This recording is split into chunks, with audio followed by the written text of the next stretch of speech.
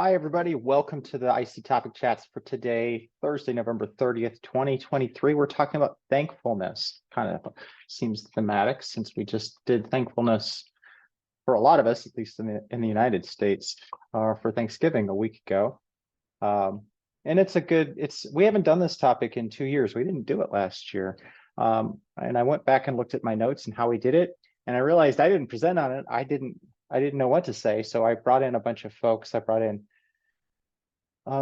some different folks to talk about what they do. And so we did it as a panel. So I had to go back and look at that panel. And I thought, well, I'm just going to do this by memes. And I'm going to tell you what I think. And it's going to be I don't know. I say it's going to be short all the time, but you never really know what it's going to be like. It could be longer because I get chatty. But anyway, I'm going to do kind of a shortish presentation today, and then we'll get into it. And I want to hear from all of you and what you do and what you think, and tell me how I'm wrong. That's what's great about these chats. I'm not an expert. I just kind of come along and figure things out. So what are some ways to show some appreciation to others? Obviously, we're thinking about sending something in the mail or providing some sort of a card or a present, perhaps candy, something memorable.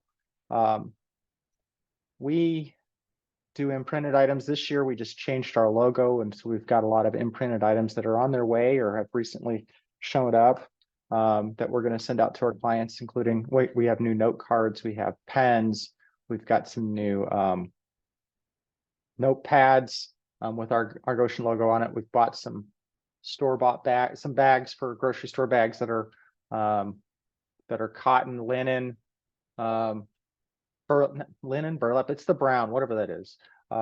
We've got a handful of and because we're Goshen Consulting and we're in the land of Goshen, which is what our community was once called, there's other companies around here, small businesses called Goshen, including Goshen Coffee, and so we're buying a bunch of Goshen coffee, and we're going to send some Goshen coffee to our clients as well, which is kind of a cool thing to do. But typically, we're talking about sending cards, some sort of small present.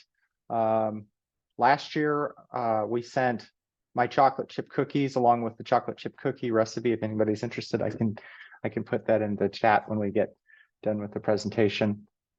But they're very popular. We like them a lot. And so I baked them up. I froze them solid and stuck them in packages, and we sent them off to most of our clients. I think all of our clients. So who should you include is the next question. If I can get the thing to slide. Oh, there we go. Who do you include? Obviously, we're thinking about your clients, perhaps your coworkers, your staff. You might be thinking about subcontractors, people who are, effectively like your staff if they're external to your company, other kinds of colleagues that you may be working with, anybody on this group. You also want to think about your service providers. Perhaps you'd be thinking about an accountant or a lawyer. If you spend a lot of time at the bank, my bank used to be directly below me. They just moved down the street. I would give something to my bank, my barber, lots of different things like that. So there's a lot of folks you could be thinking about there. I guess the question is, who do you not include? Perhaps I'm always careful about giving any kind of a gift or anything that could be conveyed as like I'm trying to buy influence to somebody who it may look inappropriate for them to receive it. My example was we were working with the U.S. Department of Education years and years ago, and we went to this meeting in Washington, D.C., and I gave just a pen, and it was just a pen not unlike this one here, and and they go, how much did this cost? And I go, I don't know, like $1. It was nothing. And she goes, okay, I guess I can take that. And so that's why I stick to relatively inexpensive things for my company. Coffee cups are generally less than $10. You should take a look at this ethics gifts thing for Department of the Interior. That was a good one. I read through that one this morning. If you want to kind of see the kind of advice that's given to government employees, generally anybody who's a local, state, or federal employee, they're generally signing off on some sort of an ethics clause that they abide by. Any private nonprofit program officer is probably also under some sort of an ethics clause, or they ought to be, because if they're accepting any kind of gifts, that's going to look bad for their board. It might look like they're losing their objectivity towards, who they fund. They want to fund good programs based upon merit, not because it looks like anyway that you bought them off or something like that. So again, keep things, be reasonable in what you give. You don't need to spend a lot of money. In fact, most of our folks it's just nice to connect around people. So how do you calculate a budget? I would say you probably aren't going to spend a lot of money here. I wouldn't put too much in it. I mean, it's not like I sit and think about 1% of my budget should go towards gifts or something like that. Typically, a lot of us will have a budget line that is promotional. And so it would come out of, for me, it's promotional budget, promotional and just out of our postal budget for shipping and things like that. I guess you have two considerations when you're thinking about your budget. How much in general do you want to spend, and how much do you want to spend per individual? Again, I'd probably lean a little bit more towards the lower level.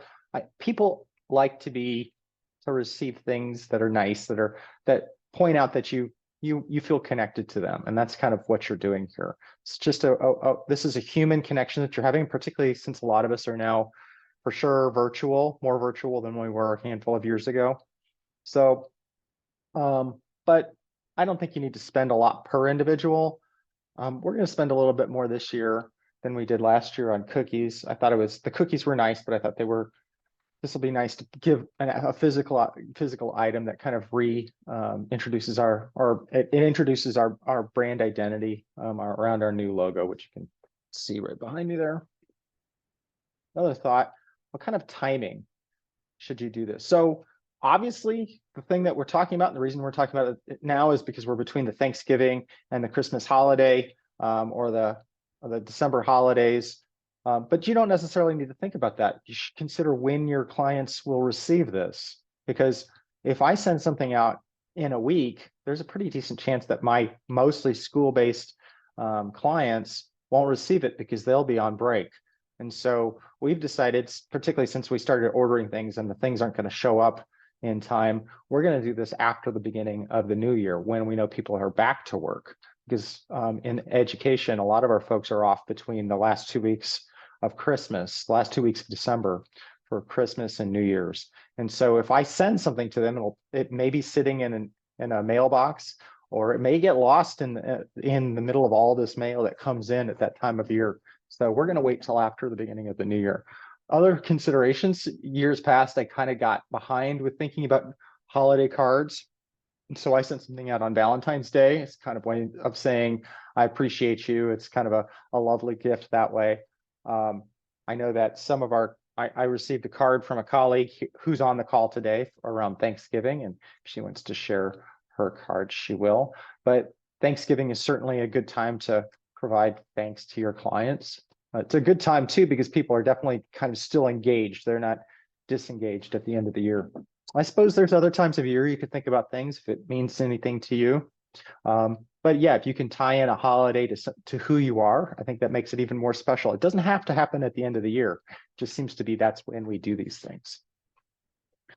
So, couple thoughts. Employee Christmas bonuses. Is this a way of showing thanks? I think you might be missing the point. From my perspective, and I'm going to say this just completely from my perspective, employees can receive bonuses and should receive bonuses, and we try to provide them to our staff, but I don't think it should be identified as a thanks sort of thing. In my mind, our staff who work for us earn those bonuses. And so any kind of a bonus shouldn't be tied to thankfulness. It should be tied to, you've earned this. We as a company have created so much revenue, and X number is where we're at the end of the year or at this period of time. A bonus, I don't personally think you should tie an employee bonus to like a holiday or a thankfulness, because from my perspective, they've earned it. Another thought, should we be thinking about ROI? This was the question I put to our panel 2 years ago, and I think you also might be missing the point on it as well. If you're thinking about return on investment, you're probably thinking too critically about a connection between how much you spend and how much you're going to return.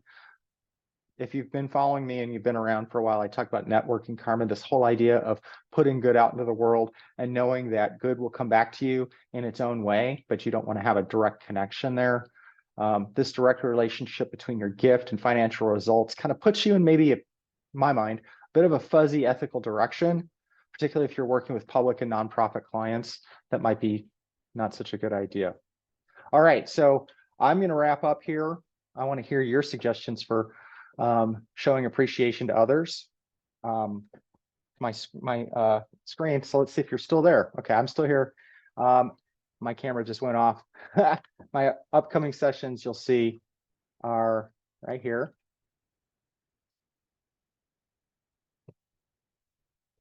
All right, doesn't want to show now. All right, upcoming sessions, you might be seeing that. I'm not sure if you are. Anyway, I went ahead and released all of the rest of the dates through the end of 2024. If you want to sign up for the IC topic chats, you can. Those are the sessions that we've got for the first 2 months of 2024. I want to draw your attention to a couple things. February 15th, we're going to do a subcontractor fair. We do that every year at the beginning of February. So that's something. We're also going to have Meet the Pros. Susan Wolf is going to be leading that in 2 weeks from today. So with that, I'm going to stop the recording and I'd love to hear what you guys have to say. So for everybody in YouTube world, I'll see you guys later. Everybody here live right now, stick around.